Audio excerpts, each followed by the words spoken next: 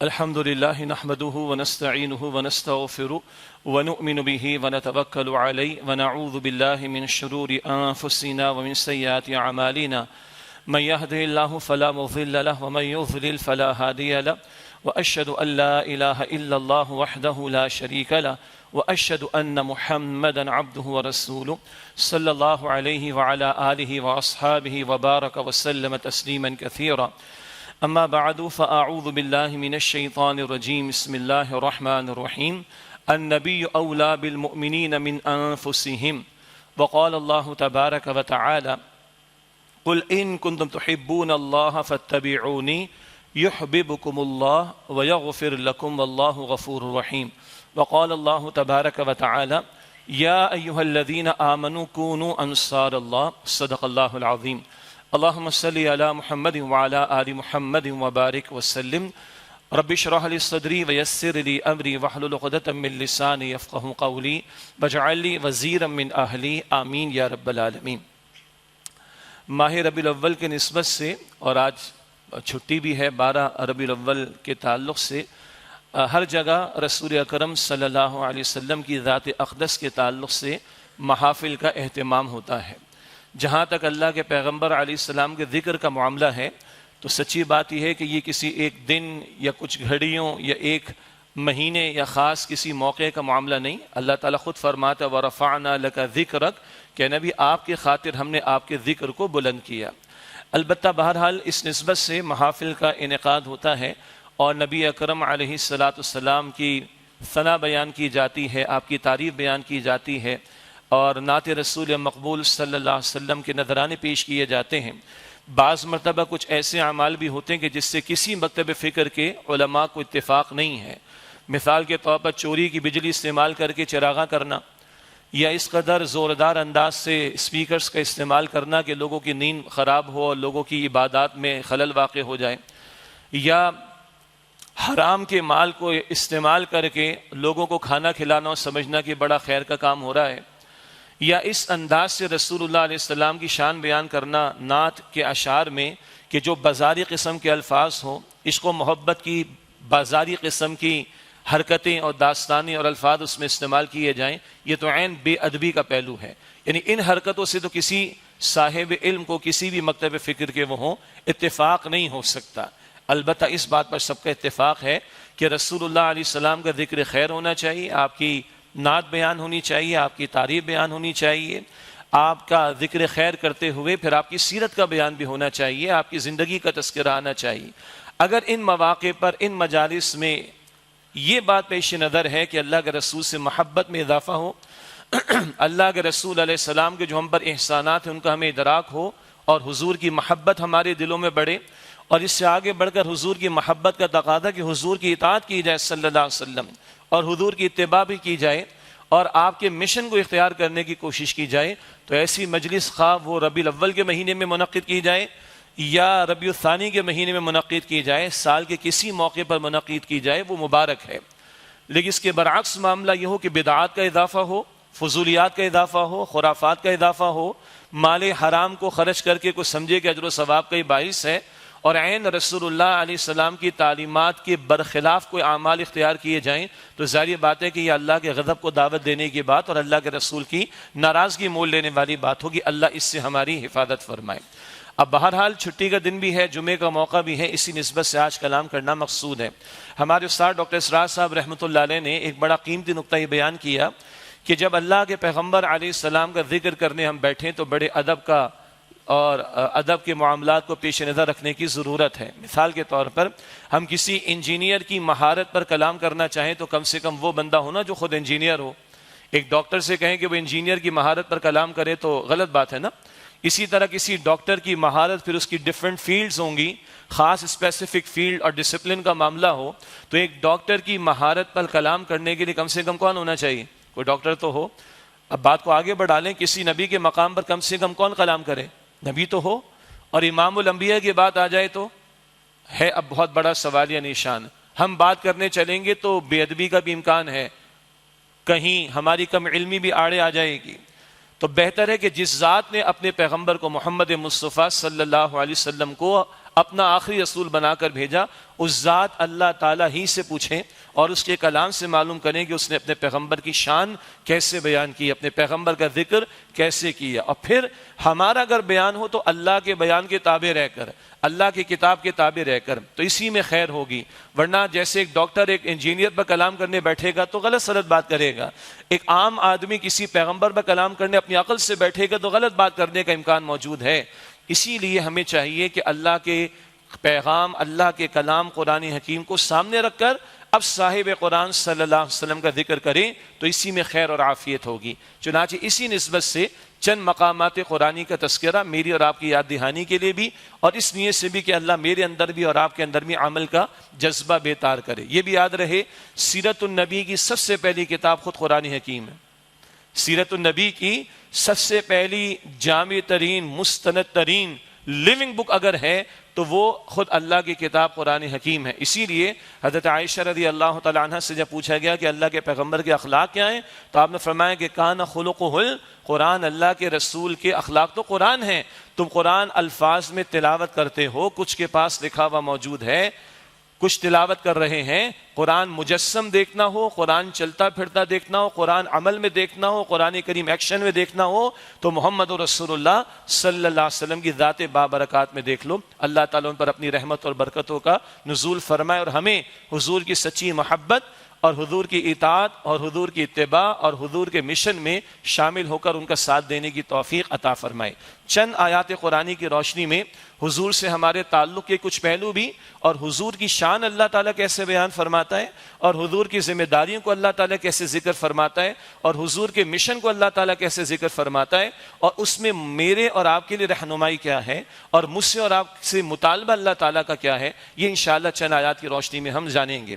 قرآن کریم میں سورہ احزاب کی آیت نمبر 6 میں اللہ تعالیٰ نے ارشاد فرمایا کہ النبی اولا بالمؤمنین من انفسہم، نبی علیہ السلام اہل ایمان کے نزدیک ان کی جانوں سے بڑھ کر مقدم ہیں. ایک تعبیر یہ بھی کی گئی بڑی دلچسپ ہے، بڑی دل کے کانوں سے سننے والی ہے. ہم پر ہم سے بڑھ کر اللہ کے رسول کا اختیار ہے، ہماری ذات پر ہم سے بڑھ کر اللہ کے رسول کا اختیار ہے، وہ ہم سے جو تقاضا کریں اس پر عمل کیا جائے. یہ بھی اس کی ترجمانی کی گئی. بہرحال نبی علیہ السلام ایمان والوں کے نزدیک ان کی جانوں سے بڑھ کر مقدم ہیں. گزشتہ خطاب جمعہ میں اس تعلق سے احادیث کا بھی ذکر آیا تھا جن کا حاصل یہ ہے کہ جب تک ہمیں ہماری جان سے بڑھ کر اللہ کے پیغمبر علیہ السلام سے محبت نہ ہو ہمارا ایمان کامل نہیں ہو سکتا. البتہ پھر اللہ تعالیٰ ایک ترازو ہمارے سامنے رکھتا ہے حب رسول کو جانچنے کے لیے صلی اللہ علیہ وسلم. یہ حوالہ پچھلی مرتبہ بھی آیا تھا مگر اس کا ایک نقطہ آج میں عرض کر رہا ہوں آپ کے سامنے یاد دہانی کے طور پر. سورہ توبہ کی آیت نمبر 24 ہے. اللہ تعالیٰ 8 محبتیں ایک طرف اور 3 محبتوں کا ذکر ایک طرف فرماتا ہے. قل ان کان آباؤکم و ابناؤکم و اخوانکم و ازواجکم و عشیرتکم، اے نبی علیہ السلام اس سے فرمائیے لوگوں تو اگر تمہیں تمہارے باپ اور تمہارے بیٹے اور تمہارے بھائی اور تمہاری بیویاں اور تمہارے رشتہ دار، یہ 5 رشتے ہیں، وَأَمْوَالٌ اقْتَرَفْتُمُوهَا وَتِجَارَةٌ تَخْشَوْنَ كَسَادَهَا وَمَسَاكِنُ تَرْضَوْنَهَا، اور وہ مال جو تم نے بڑی محنت سے کمائے، وہ مکانات، وہ تجارت جس کے نقصان کا تمہیں اندیشہ رہتا ہے، اور وہ مکانات و محلات جو تمہیں بڑے محبوب ہیں. 5 رشتے اور 3 محبتیں، مال، تجارت، مکانات کی. احب الیکم من اللہ ورسولہ وجہاد فی سبیلہ، اگر یہ 8 ان میں سے کوئی محبت تمہیں زیادہ محبوب تر ہے اللہ تعالیٰ کی محبت سے اور اللہ کے رسول علیہ السلام کی محبت سے اور اللہ تعالیٰ کی راہ میں جہاد کرنے کی محبت سے. پھر ایک دھمکی ہے اللہ تعالیٰ کی طرف سے فتربصوا، تو جاؤ انتظار کرو، حتی یأتی اللہ بامرہ، یہاں تک کہ اللہ اپنا فیصلہ لے آئے موت یا عذاب کا. واللہ لا یہدی القوم الفاسقین، اور اللہ تعالیٰ ایسے فاسقین کو ہدایت نہیں دیتا.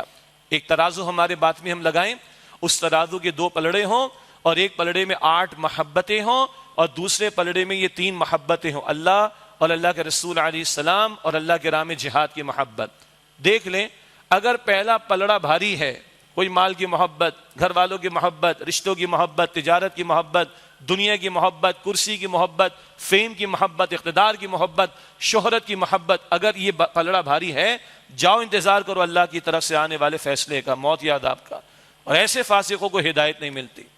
اور اگر دوسرا پلڑا بھاری ہے، نور علی نور فہو المطلوب، وہی مطلوب ہے. وہ پلڑا کون سا ہے؟ اللہ کی محبت اور اللہ کے رسول علیہ السلام کی محبت اور اللہ کی راہ میں جہاد کی محبت. یہ نقطہ آج ہم دہرا رہے, پچھلی مرتبہ رہ گیا تھا. اللہ تعالیٰ کی محبت یہ قلب کا معاملہ ہے, ماتھے پہ لکھا نہیں ہوگا کہ یہ اللہ سے محبت کرتا ہے. کوئی میڈل نہیں لٹکا ہوا کہ لسٹ پہ لکھا ہوگا یا سرٹیفکیشن کہ یہ اللہ سے محبت کرنے والے سرٹیفائیڈ. کوئی ماتھے پہ نہیں لکھا ہوگا یہ رسول اللہ سے محبت کرتا ہے صلی اللہ علیہ وسلم. کوئی سرٹیفکیٹ نہیں لٹکا ہوگا گلے کے اندر یا فریم کر کے آپ کے میرے گھر میں نہیں لگا ہوگا سرٹیفائیڈ رسول اللہ سے محبت کرنے والا. نو, وجہاد فی سبیلہ, اور اللہ کی راہ میں جہاد کی محبت. جہاد ایک مستقل عمل ہے, جہد کوشش سے اللہ کی بندگی کے لیے جہاد ہے, گناہوں سے بچنے کے لیے جہاد اور محنت ہے, اللہ کے دین کی دعوت دینے کے لیے جہاد ہے, اللہ کے دین کی تبلیغ کرنے کے لیے جہاد ہے, اللہ کے کلمے کی سربلندی کے لیے جہاد ہے. اور کبھی اس میں ٹکراؤ کا مرحلہ آئے تو قتال کے تقاضے بھی اپنی شرائط کے ساتھ. یہ مستقل پورا ایک پروسیس ہے جہاد کا عمل, اور یہ 24 گھنٹے کا عمل ہے. یہ جہاد کا عمل بتائے گا اللہ سے محبت ہے کہ نہیں. اللہ سے محبت ہوگی تو اللہ کی مرضی پر عمل اور اللہ کی مرضی کو جاری رکھنے اور قائم کرنے کی جد و جہد ہوگی. اللہ سے محبت ہوگی, بندہ گناہوں کو چھوڑے گا, اللہ کی نافرمانی سے بچے گا اور اللہ کی نافرمانی کو مٹانے کے لیے جد و جہد کرے گا. اللہ کے رسول سے محبت ہوگی تو جہاد کا عمل بتائے گا, وہ محنت کرے گا رسول اللہ کی سنتوں پر عمل کی, رسول اللہ کے مشن کو تھامنے کی صلی اللہ علیہ وسلم. رسول اللہ علیہ السلام جس دین کو لائے اس کے نفاذ کی جد و جہد کرے گا. رسول اللہ جن منکرات کو مٹانے کو آئے ان کو مٹانے کی جد و جہد کرے گا.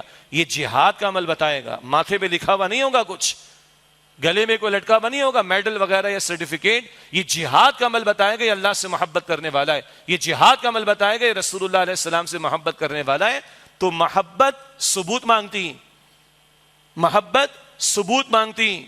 رسول سے محبت کا دعویٰ ہے تو جہاد کا عمل کرنا ہوگا. اللہ کی بندگی کے لیے جہاد, اللہ کی بندگی کی دعوت دینے کے لیے جہاد, اور اللہ کی بندگی پر مبنی نظام کو نافذ کرنے کے لیے جہاد. آج امت بھولی ہوئی. آج تو ہمیں شارٹ کٹ چاہیے نا جی, آن لائن جنت مل جائے کسی طرح, مال حرام ہی سے کیوں نہ ہو, اتنے بھوکوں کو کھانا کھلا دو اور 4 تصویریں ہماری کھنچ جائیں, جنت ہماری پکی ہو جائے. حرام جہنم میں لے جانے والا ہے, جنت میں لے جانے والا نہیں حرام. اللہ کے رسول کی حدیثیں واضح طور پر, مسلم شریف کی روایات میں, سستی نہیں ہے اللہ کی جنت.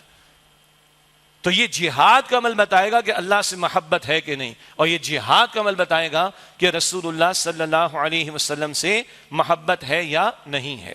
اسی طرح اللہ تعالیٰ قرآن حکیم مشہور و معروف آیت ہے سورۃ الاحزاب آیت نمبر 21, جہاں اللہ تعالیٰ نے ارشاد فرمایا لقد کان لکم فی رسول اللہ اسوۃ حسنہ, یقیناً تمہارے لیے رسول اللہ صلی اللہ علیہ وسلم کی زندگی میں بہترین نمونہ موجود ہے.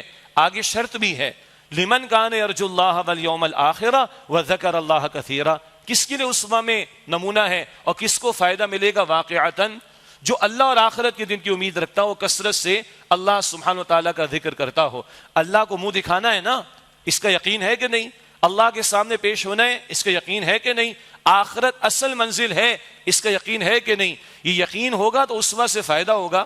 ورنہ رسول اللہ کی زندگی پر تو مائیکل ایچ ہارٹ نے بھی کتاب لکھ دی گریٹ 100 کے نام سے, اور اپنے تئیں کہتا ہے میں نمبر 1 پر محمد رسول اللہ صلی اللہ علیہ وسلم کو لے کر آیا. وہ نہیں کہے گا رسول اللہ, اس نے مین کہا یا پرسن کہا, پروفٹ نہیں کہا. مگر فائدہ کیا ہوا؟ کتاب چھپ گئی, دیٹس اٹ. اور غیر مسلم کیا مسلمان بھی کوٹ کر رہے ہیں.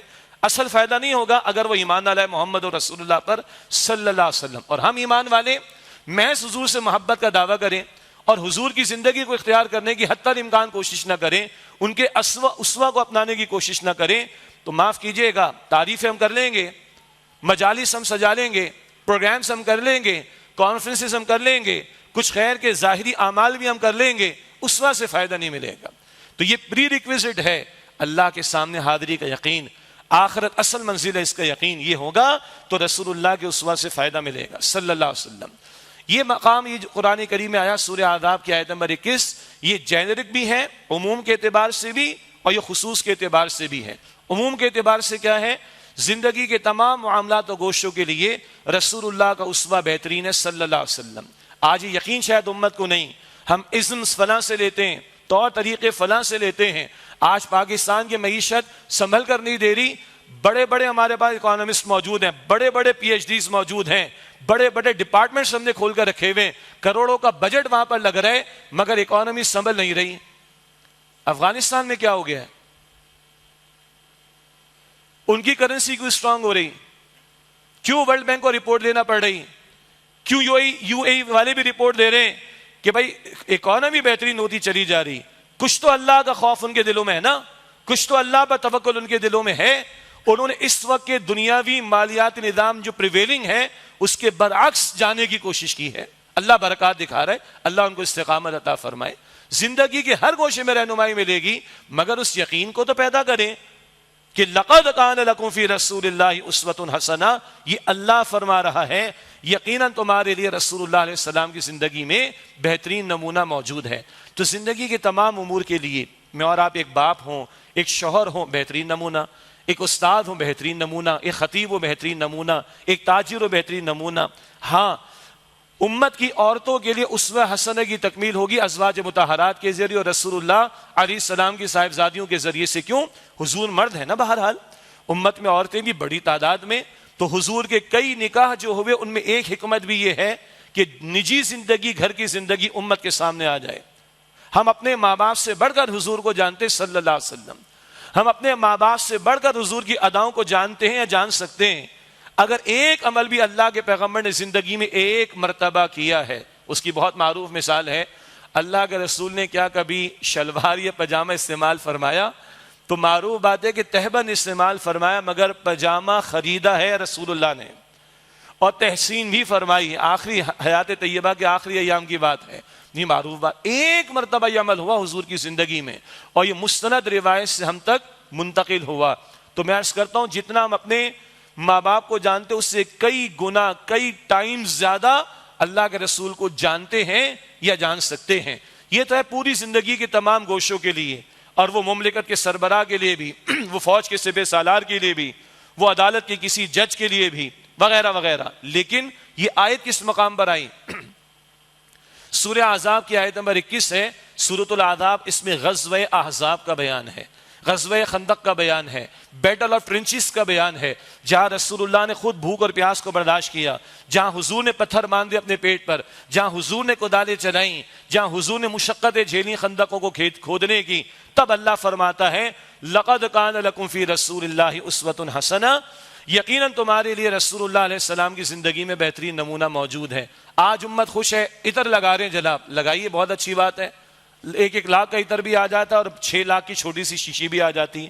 یہ سنت پوری ہو رہی ہے. عمامہ شریف پہن رہے، مبارک ہے، اچھی بات ہے جناب. برانڈڈ عمامے بھی آ رہے ہیں 10-10 ہزار روپے کے. سر کو ڈھانپ رہے، ٹوپی پہن رہے، بہت اچھی بات ہے. اب تو ٹوپی بھی برانڈڈ اور ٹیگ لگی ہوئی چاہیے، اتنے ہم برانڈ کانشیس ہو گئے.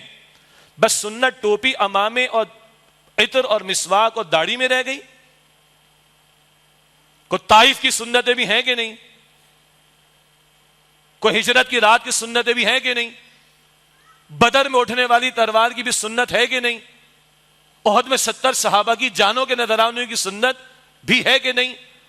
طائف میں بہتا ہوا خون محمد مصطفیٰ کا، اس کائنات کا سب سے مبارک ترین خون صلی اللہ علیہ وسلم، یہ بھی سنت میں ہے کہ نہیں؟ احد کے میدان میں بہتا ہوا خون، یہ بھی سنت میں ہے کہ نہیں؟ احزاب کی بھوک اور مشقت اور پیاس اور کدالوں کا چلانا، خندقوں کا کھودنا، یہ بھی سنت میں ہے کہ نہیں؟ بس میٹھی میٹھی سنتیں، کول انداز والی سنتیں، کھانے پینے والی سنتیں، پیٹ بھر بھر کے ٹھوسنے والی سنتیں. کسی کے 10 دن کا معاملہ کھانے پینے میں نکل جاتا ہے، کسی کے 12 دن کا معاملہ کھانے میں پینے میں نکل جاتا ہے. رہا سا معاملہ کوئی کانفرنس کر لو، کوئی یہ کر لو، کوئی مجلس منعقد کر لو، کھا لو پی لو اور اس کے بعد گھر چلے جاؤ. بس یہیں تک سنت رہ گئی. اللہ کہتا ہے لقد کان لکم فی رسول اللہ اسوۃ حسنہ. یہ آیت نمبر 21 ہے سورہ احزاب کی. اس سے پہلے بھی ایک رکوع، اس کے بعد بھی ایک رکوع. رکوع نمبر 2، رکوع نمبر 3 سورہ احزاب یا غزوہ احزاب بیٹل آف ٹرنچز کے موضوع پر. اس کے درمیان میں آیت آ رہی ہے. کوئی تو ریفرنس ٹو دا کانٹیکسٹ دیکھو بھائی، کچھ تو سیاق و سباق کو دیکھو. کس مقام پر یہ اللہ تعالیٰ آیت کریمہ نازل فرما رہا ہے، اس کو فراموش کر کے اچھا دیکھیے، کوئی ادا حضور کی کم چھوٹی نہیں ہوتی، کوئی سنت چھوٹی نہیں ہوتی. یہ غلط جملہ ہے کہ فلاں سنت چھوٹی، غلط. ہم ہر سنت کی قدر کرتے ہیں اور حتی الامکان عمل کرنے کی ہمیں کوشش کرنی چاہیے. مگر 23 برس کو بھی تو دیکھو، یہ 23 برس کس کام میں لگے اللہ کے پیغمبر کی؟ یہ آیت کس کانٹیکس میں رہی ہے؟ وہ پورا پیکج تو سنت کا سامنے رکھنا چاہیے نا بھائی. اللہ تعالیٰ مجھے اور آپ کو ہمیں توفیق عطا فرمائے۔ اچھا، یہ تو آیت جینرک ہے، عموم کے اعتبار سے ہے اور خصوص کے اعتبار سے بھی ہے۔ لقد کان لکم فی رسول اللہ اسوۃ حسنہ، یقیناً تمہارے لیے رسول اللہ صلی اللہ علیہ وسلم کی زندگی میں بہترین نمونہ موجود ہے۔ پھر اللہ تعالیٰ دو اصطلاحات قرآن پاک میں لاتا ہے، ایک اطاعت کی لاتا ہے اور ایک اتباع کی لاتا ہے۔ اسی کو اور اللہ تعالیٰ خود کھولتا ہے۔ 11 مرتبہ قرآن پاک میں ہے، سورہ تغابن کی آیت نمبر 12 میں بھی یہ بات آئی، اطیعوا اللہ و اطیعوا الرسول، اطاعت کرو اللہ کی، اطاعت کرو رسول اللہ کی صلی اللہ علیہ وسلم، معروف آیات ہیں۔ اور حد یہ کہ اللہ تعالیٰ فرماتا ہے سورہ نساء کی آیت نمبر 80 میں، من یطیع الرسول فقد اطاع اللہ، جس سے رسول صلی اللہ علیہ وسلم کی اطاعت کی اسی نے اللہ کی اطاعت کی۔ ایک فتنہ بہت پرانا ماضی میں بھی رہا، ماضی قریب میں بھی اور آج کل بھی ہے، قرآن is enough for us, nothing more is needed than the قرآن۔ اللہ کا قرآن ہمارے لیے کافی ہے، کسی اور چیز کی ضرورت نہیں۔ یہ کھلا سنت کا انکار کرنے والے لوگ، سرے سے احادیث کی اتھارٹی کو انکار کرنے والے لوگ جو کہتے ہیں قرآن ہمارے لیے کافی، اللہ کہتے ہیں نا، میری اطاعت بھی لازم، میرے رسول کی اطاعت بھی لازم۔ اور اللہ فرماتے میرے رسول کی اطاعت لاؤ گے تو میری اطاعت ہوگی۔ مثلا یہ مثال پہلے بھی آتی رہی ہے، سادہ مثال ہے، اللہ کا حکم ہے نماز قائم کرو، اقیموا الصلاۃ بار بار آتا ہے، قرآن پاک تو نماز کا طریقہ نہیں بتاتا، رکعتوں کی تعداد بھی نہیں بتاتا۔ کہیں لکھا ہے کہ ظہر کے 4 فرض ہیں قرآن پاک میں لکھا ہے؟ مغرب کے 3 کہیں نہیں لکھا، یہ تو پیغمبر بتائیں گے صلی اللہ علیہ وسلم۔ بخاری کی حدیث میں، صلو کما رأیتمونی اصلی، نماز ایسے ادا کرو جیسے مجھے نماز ادا کرتے ہوئے دیکھتے ہو۔ تو اللہ کا حکم بھی لازم اور اللہ کے رسول کا حکم بھی لازم صلی اللہ علیہ وسلم۔ اسی کو اللہ ایک اور انداز سے بیان فرماتا ہے حضور کی اتھارٹی کے تعلق سے، سورہ حشر کی آیت نمبر 7 میں، ما آتاکم الرسول فخذوہ وما نہاکم عنہ فانتہوا، رسول جو تمہیں دے مراد حکم اسے مانو اور جس سے روک دے اس سے رک جاؤ۔ اللہ بھی حکم دیتا ہے، اللہ کا رسول بھی حکم دیتے ہیں۔ اور سنیں، اللہ بھی حلال حرام کے فیصلے فرماتا ہے، اللہ کے رسول بھی حلال حرام کے فیصلے فرماتے ہیں صلی اللہ علیہ وسلم۔ اللہ نے اتھارٹی دی اپنے پیغمبر کو۔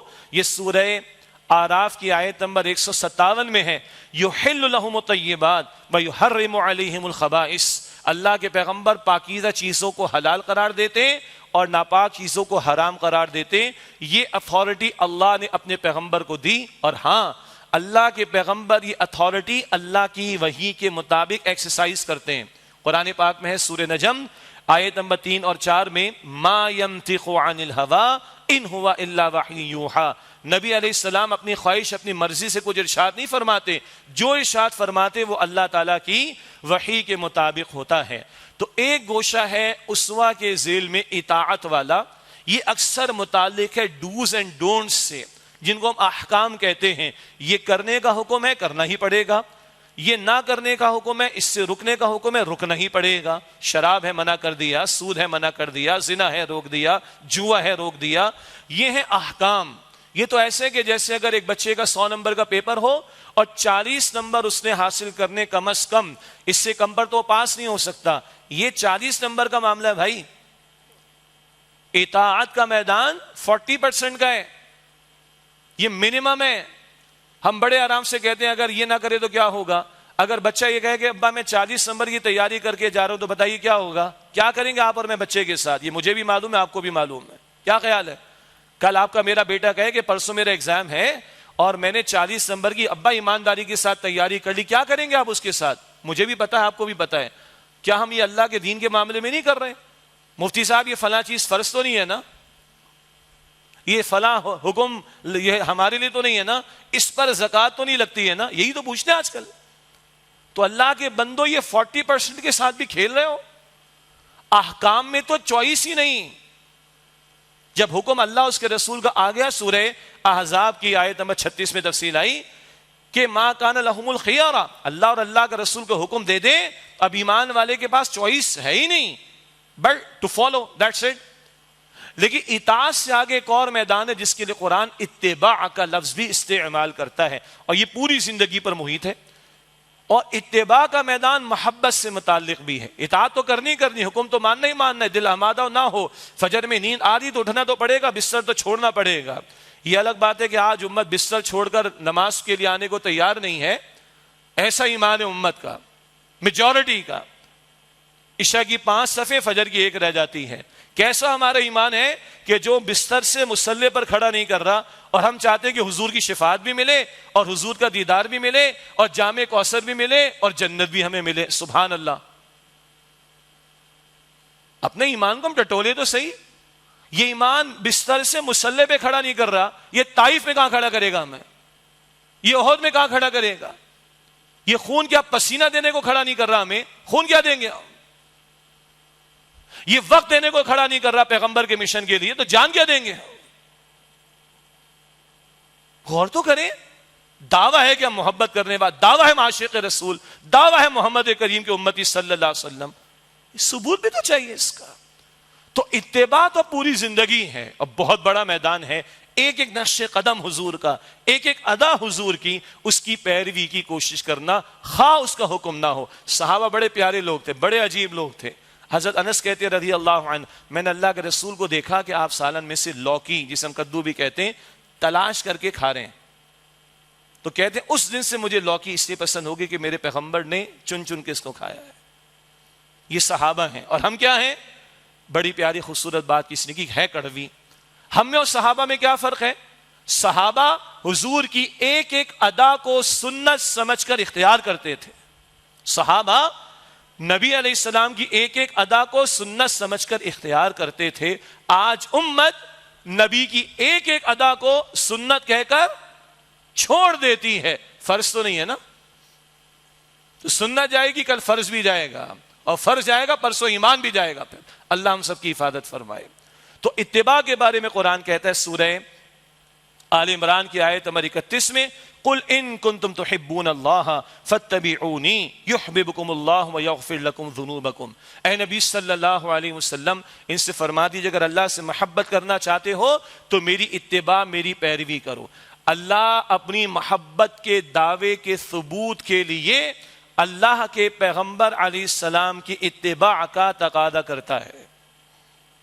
اللہ سبحانہ و تعالی اپنی محبت کے دعوے کے لیے پیغمبر علیہ السلام کی اتباع کا تقاضا کرتا ہے.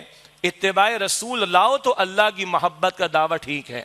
ان کنتم تحبون اللہ فاتبعونی, اے نبی ان سے فرما دیجیے صلی اللہ علیہ وسلم اگر اللہ سے محبت کا دعویٰ ہے میری اتباع کرو, میری پیروی کرو. اور یہ بڑی خوبصورت بات ہے, بڑا پیارا انداز ہے.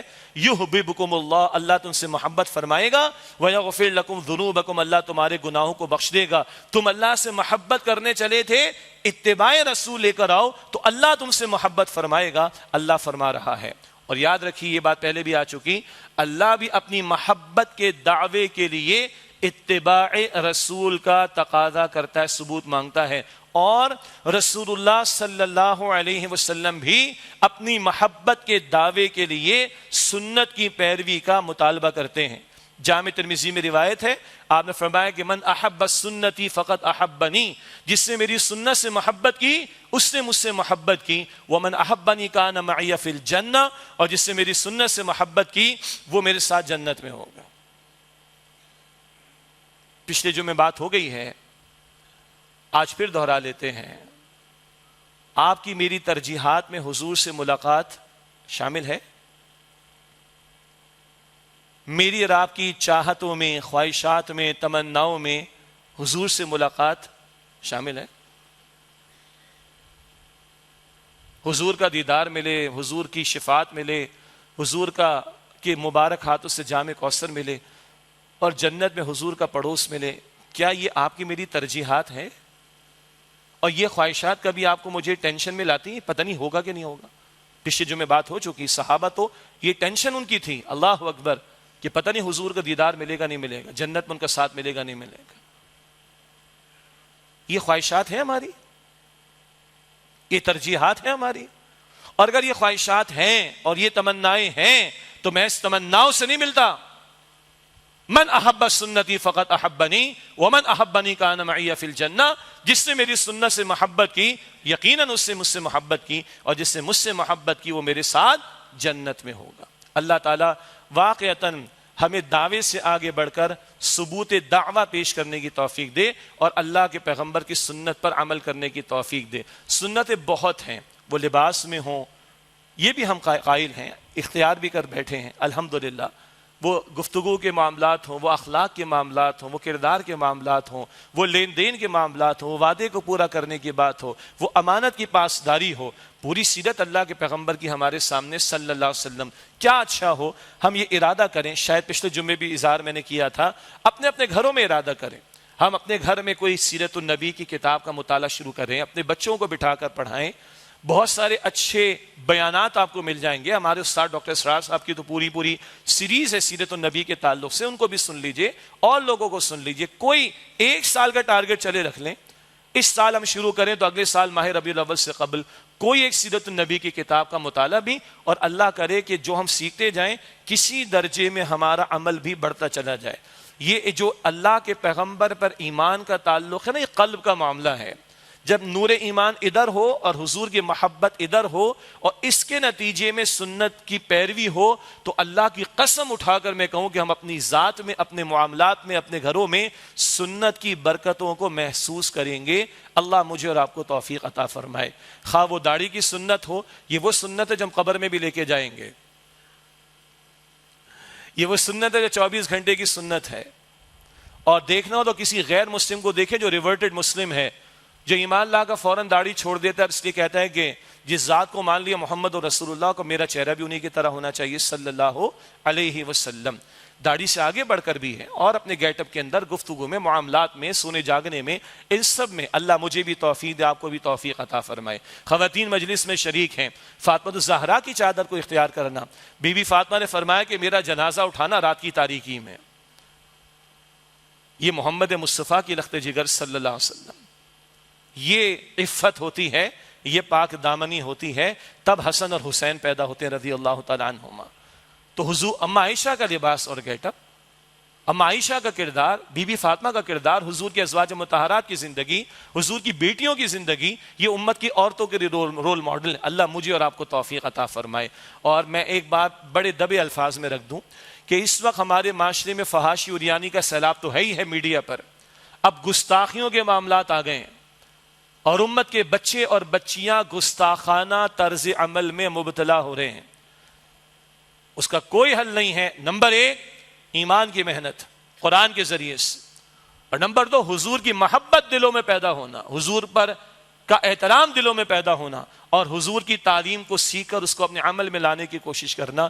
اس سے کم تر پر بات نہیں سدھرے گی. اور فکر آخرت کا معاملہ، کل کی جواب دہی کا احساس. تو ہم کوشش کریں، یہ جذبہ لے کر یہاں سے اٹھیں. ہم اپنے گھر میں کوشش کرتے ہیں تحدیث نعمت کے طور پر. چھوٹے بچے بھی ہیں وہ اللہ کے پیغمبر کی سیرت کی کتاب پڑھتے ہیں. ہم باقاعدہ ہمارے تنظیم اسلامی میں پورا ایک اہتمام ہے گھریلو اسرے کا. رفقائے تنظیم بھی، آج ان کا بھی اجتماع یہاں پر تھا کراچی جنوبی کے رفقا کا، وہ بھی اس وقت موجود ہیں. باقاعدہ ہمارے ہاں تنظیم اسلامی میں گھریلو اسرے کی پوری ایک ٹرمینالوجی کہ اپنے گھر والوں کو بٹھا کر، بیوی بچوں کو بٹھا کر، ان کی بچوں کی عمر کے مطابق اللہ کی کتاب، اللہ کے پیغمبر کی تعلیم، اللہ کے نبی کی تعلیم، اللہ کے نبی کی سیرت، اللہ کے نبی کے دین کے تقاضے، اللہ کے رسول علیہ السلام کے تقاضے، یہ بیان کیے جائیں گھر کے اندر. ہم بھی اہتمام کرتے ہیں، کوشش کریں. اللہ تعالیٰ مجھے اور آپ کو اس میں مزید آگے توفیق عطا فرمائے. اب آئیے، انگلش میں ہم کہتے ہیں نیور سیٹل فار دا لیس، اور میں عرض کیا کرتا ہوں rather go for the best. ہم اردو میں کہتے ہیں خوب سے خوب تر کی تلاش. تو سنت اور سیرت میں بھی خوب ترین کی کوشش کرے نا. 23 برس کس مقصد کے لیے سنت اللہ کے نبی کی دکھائی دیتی؟ 23 برس سیرت کس مقصد کے لیے دکھائی دیتی؟ 23 برس کا غم کیا تھا محمد مصطفیٰ کا علیہ السلام؟ 23 برس کی فکر کیا تھی محمد مصطفیٰ علیہ السلام کی؟ 23 برس کی اسٹرگل کیا تھی محمد مصطفیٰ علیہ السلام کی؟ 23 برس کی جد و جہد کیا تھی محمد مصطفیٰ علیہ السلام کی؟ 23 برس کے دوران میں کبھی رب کہتے قم اللیل، رات کا قیام کیجئے، تہجد کی نماز. کبھی رب فرماتے قم فانذر، کھڑے ہو جائیے اور لوگوں کو اللہ کے عذاب سے ڈرائیے. وربک فکبر، اور اپنے رب کی بڑائی کا بول بالا کیجئے.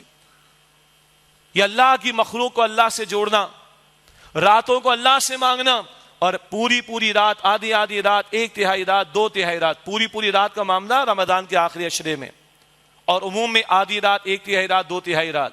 اور امت کا غم حضور کو رلاتا تھا، امت کا غم حضور کو رلاتا تھا. اور کبھی پوری رات اللہ کے رسول ایک آیت پر ہوتے تھے. سورہ مائدہ کی آخر میں جو عیسیٰ علیہ السلام کا مکالمہ جو اللہ کے سامنے لطیف انداز میں عیسیٰ علیہ السلام گزارش کریں گے، وہ ایک پوری رات اللہ کے رسول زمین پر ہوتے رہے اس امت کا غم لے کر، ان تعذبہم فإنہم عبادک وإن تغفر لہم فإنک انت العزیز الحکیم۔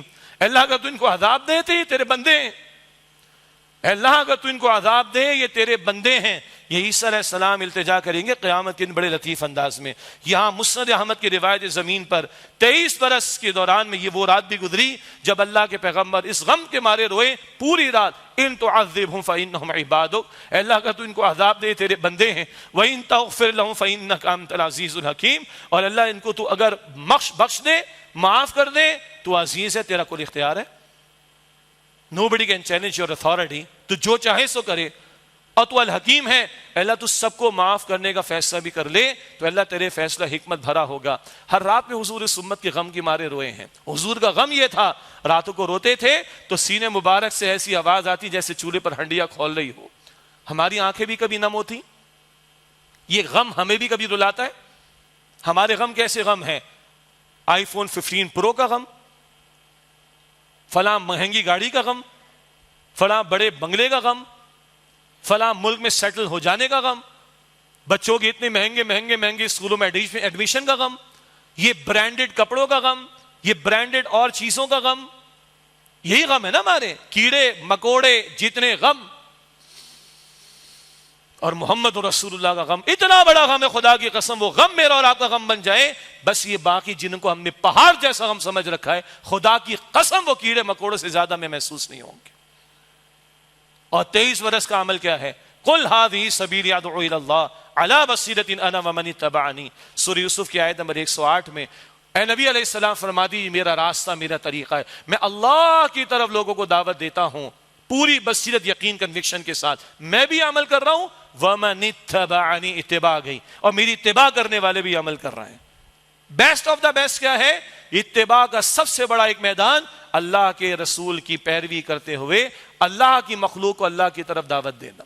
آج دعوت تو سب دے رہے ہیں، دنیا جہاں کی اسمارٹ فون پر چیزیں آتی ہے فارورڈ کرتے کہ نہیں؟ کیا پڑھا لکھا آدمی، کیا غیر پڑھا لکھا، کیا بوڑھا، کیا جوان، کیا مرد، کیا عورت، کیا اربن کا، کیا رورل کا، کیا شہر میں رہنے والا، کیا گاؤں میں رہنے والا، سب فارورڈ کر رہے ہیں، سب دعوتیں دے رہے ہیں، اس کو دیکھ لو، فلاں کو دیکھو، یہ دیکھو، وہ دیکھو۔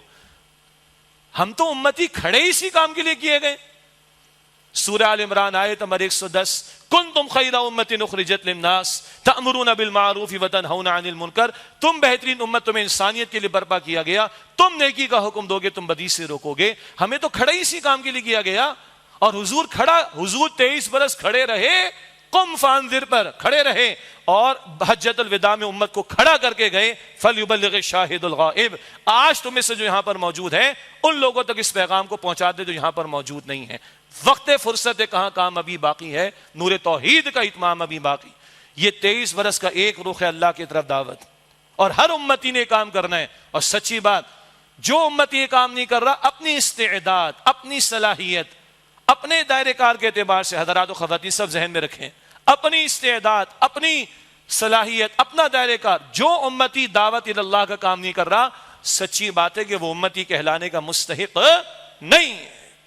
امت کھڑی اسی کام کے لیے کی گئی۔ اور دوسرا 23 برس کا معاملہ کیا ہے؟ یہ طائف کیوں سجا ہے؟ یہ شیب ابی طالب کی محصوری کیوں ہے؟ یہ بیت اللہ کو روتی آنکھوں سے الوداع کہنا کیوں پیش آ گیا؟ یہ بدر میں تلوار کیوں اٹھ گئی؟ یہ خون اطہر کیوں بہ گیا؟ یہ 23 برس میں 259 جانیں صحابہ کی کیوں پیش ہو گئی؟ ایک مشن اللہ تعالیٰ نے دیا۔ سورہ صف کی آیت نمبر 9 بھی، سورہ فتح کی آیت نمبر 28 بھی، سورہ توبہ کی آیت نمبر 33 بھی، هو الذی ارسل رسولہ بالہدی ودین الحق لیظہرہ علی الدین کلہ، اللہ جس نے اپنے رسول مکرم صلی اللہ علیہ وسلم کو بھیجا الہدا، مکمل ہدایت نامہ دین قرآن حکیم دے کر، وہ دین الحق، دین حق، دین اسلام دے کر، لیظہرہ علی الدین کلہ، تاکہ آپ اس دین حق کو کل نظام زندگی پر غالب فرما دیں۔ پچھلے جمعے بھی یہ بات ہوئی تھی، نصرت رسول کے ذیل میں صلی اللہ علیہ وسلم۔ آج پھر یاد دہانی، یہ 23 برس کی سنت اللہ کے پیغمبر کی، جس کے دوران میں فاقے بھی ہیں، پیٹ پر پتھر بھی ہیں، 2 مہینے گھر میں چولہا نہیں جلا، یہ سب ہم جانتے ہیں، مگر بس جانتے ہی یا مانتے بھی ہیں؟ اور ماننے کے بعد کچھ ہمارا رخ زندگی بتا رہا ہے کہ ہمیں اس مشن سے محبت ہے؟ آپ کی میری جان، آپ کا میرا مال، آپ کی میرے اوقات، آپ کی میری صلاحیتیں، آپ کی میری اولاد، آپ کی میری ایکسپرٹیز، کیا اس بہترین کام میں لگ رہے ہیں جو رسول اللہ کا مشن تھا؟ آپ اور میں ایمان رکھے بیٹھے سب سے بہترین زندگی حضور کی. اللہ فرماتا ہے لقد کان لکم فی رسول اللہ اسوۃ حسنہ. اس کام کے لیے میرا اور آپ کا وقت کتنا لگ رہا ہے؟ اس کام کے لیے میرا اور آپ کا مال کتنا لگ رہا ہے؟ اس کام کے لیے میرے اور آپ کے گھر والے کتنے استعمال میں آ رہے ہیں؟ اس کام کے لیے میری اور آپ کی ایکسپرٹیز کتنی لگ رہی؟ میں اپنے اندر جھانکوں، آپ اپنے آپ سے پوچھیں کیا ہمیں واقعی حضور سے محبت ہے؟ کیا حضور کے مشن کو ہم نے اپنا مشن سمجھا ہے؟ کیا آج اللہ کا مغلوب دین دیکھ کر ہمیں اکڑن ہوتی؟ اے خاصا اے خاصان رسول وقت دعا ہے، امت پہ تیری آ کے آج جب وقت پڑا ہے. وہ دین جو بڑی شان سے نکلا تھا وطن سے، پردیس میں آج غریب الغربا ہے. ہمیں کوئی کوڑن بھی ہوتی؟ اگر خدا کی قسم کوڑن بھی ہے نا تو کچھ رمق باقی ہے. اور ہمیں اپنی ہی فکر ہے، اپنا ہی پیٹ بھرنا، اپنے ہی معاملات کو درست کرنا، اپنا ہی پروفیشن، اپنا ہی کیریئر، اپنے ہی بچے، اپنا ہی گھر، یہی فکر ہماری ہے تو یہ کیا زندگی ہے؟ چڑیا بھی گھونسلہ بناتی ہے، بچے پال لیتی ہے، بلی بھی بچوں کو پال کے بڑا کر دیتی ہے. یہ کون سے کمال کی بات ہے؟ یہ تو بڑا گھٹیا چھوٹا سا کام ہے، معاف کیجیے گا، بڑا کمتر کام ہے یہ. پھر کس بات کا ہم کہتے ہیں بہترین امت ہے؟ کس بات کا ہمیں دعویٰ ہے بہترین امت؟ بہترین امت تب جب بہترین پیغمبر کے بہترین مشن کو استعمال کریں اور اختیار کریں، بلکہ اور اپنا تن من دھن اس میں لگانے کی کوشش کریں. یہ ہے تو حب رسول کا دعویٰ بھی ٹھیک، یہ ہے تو سنت رسول کے پیروی بھی کلیئرٹی کے ساتھ ہوگی. ورنہ چند اعمال انجام دے کے مطمئن ہو جائے کہ سنت کے تقاضے پورے ہو گئے، یہ بات درست نہیں ہے. اللہ تعالیٰ بات تو بڑی بھاری بھرکم آئی ہے. پہلے خدا کی قسم میرے لیے، بعد میں آپ کے لیے ہے. ہم سب اپنے اندر جھانکیں. اور اگر 12 ربیع الاول کی چھٹی منا رہے نا لوگ، تو چلے گئے لانگ ویکینڈ مل گیا. آج کل تو بڑا آسانی ہے نا، 3 دن دبئی نکل جاؤ، ملیشیا نکل جاؤ، استنبول چلے جاؤ. یہ ہم کر رہے ہیں کام. اور آگے ورلڈ کپ لگ گیا جناب، اس کی ٹکٹیں، اس کا ویزا نہیں مل رہا تو قوم پریشان ہے کہ انڈیا والے میں ویزا نہیں دے رہے. یہ امت کا یہ درد ہے آج، یہ درد ہے امت کا. ورلڈ کپ کا ویزا مجھے ملنا چاہیے، میں نے وہاں جا کر میچ دیکھنا ہے. وہ جی جھنڈا لہرانے والے کو منع کر دیا گیا، وہ چاچا کون سا کرکٹ والا، بڑی بے عزتی ہو گئی جناب ہمارے ملک کی، ہمارا جھنڈا لہرانے نہیں دیا. یہ امت کا درد ہے آج. جس امت نے اللہ کے رسول کا کلمہ بلند کرنا ہے، اپنا تن من دھن لگانا ہے جس کام کے لیے، جس کام کے لیے اس امت کو کھڑا کیا گیا، آج وہ سوشل میڈیا کی نظر ہو جائے، بے ہنگم قسم کی سیاست کی نظر ہو جائے، آج وہ کرکٹ کی نظر ہو جائے اور دنیا پرستی کی نظر ہو جائے، اور پھر دعویٰ کرے کہ ہمیں محبت ہے اور دعویٰ کرے کہ ہم حضور کو مانتے ہیں اور چاہت رکھے کہ ہمیں جنت ملے، تو ہمیں اپنے اس طرز عمل پر غور کرنا چاہیے. بڑی کڑوی باتیں آ گئیں. اللہ تعالیٰ مجھے اور آپ کو ہمت دے کہ ہم یہ کڑوی باتیں سن بھی سکیں اور اپنے اندر جھانک بھی سکیں اور واقعتاً حضور سے محبت کریں. پھر اسی بشارت پر بات مکمل، من احب سنتی فقط احبنی ومن احبنی کان معی فی الجنہ. جس سے میری سنت سے محبت کی ہے نا، حضور فرماتے ترمذی شریف کی روایت، یقیناً اس سے مجھ سے محبت کی، اور جس سے مجھ سے محبت کی وہ میرے ساتھ جنت میں ہوگا. ہمارے استاد ڈاکٹر اسرار صاحب کا بڑا پیارا خطاب ہے، حب رسول اور اس کے تقاضے، سورہ آداب کی آیات کی روشنی میں. اس کا مطالعہ انشاءاللہ تعالی مفید رہے گا، دیکھ لیجئے گا. وآخر دعوانا ان الحمد للہ رب العالمین.